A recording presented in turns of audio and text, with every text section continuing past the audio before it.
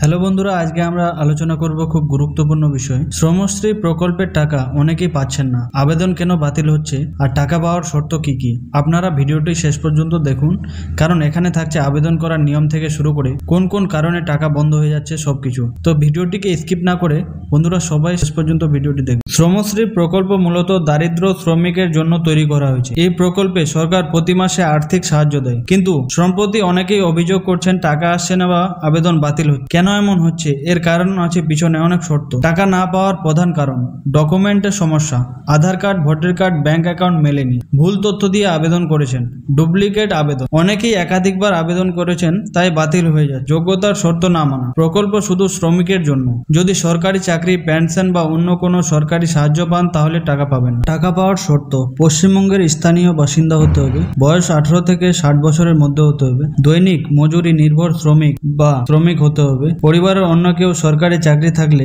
এই প্রকল্পের টাকা মিলবে না, ব্যাংক অ্যাকাউন্ট, আধার ও মোবাইল নাম্বারের সঙ্গে লিঙ্ক থাকতে হবে। সাবধানতা: অনেকেই ভুয়ো এজেন্ট টাকা নেওয়ার নাম করে মানুষকে ঠকাচ্ছে। শ্রমশ্রী প্রকল্পে আবেদন করতে বা টাকা তুলতে কোনো টাকা দিতে হয় না, সব কাজ অফিসিয়াল ওয়েবসাইট থেকে সরাসরি হয়। সাবধান: যদি আবেদন বাতিল হয়ে যায় তবে পুনরায় সঠিক ডকুমেন্ট দিয়ে আবেদন করুন, নিকটবর্তী শ্রম দপ্তর বা সিএসসি সেন্টারে যোগাযোগ করুন, সরকারি হেল্পলাইন নাম্বারে সাহায্য পাওয়া যায়। বন্ধুরা, আশা করি আপনারা বিষয়টি পরিষ্কারভাবে বুঝতে পেরেছেন। ভিডিওটি ভালো লাগলে লাইক, শেয়ার ও সাবস্ক্রাইব করতে ভুলবেন না। আমরা চেষ্টা করি সবসময় আপনাদের কাছে সবচেয়ে দরকারি খবর আর তথ্য পৌঁছে দিতে। ধন্যবাদ।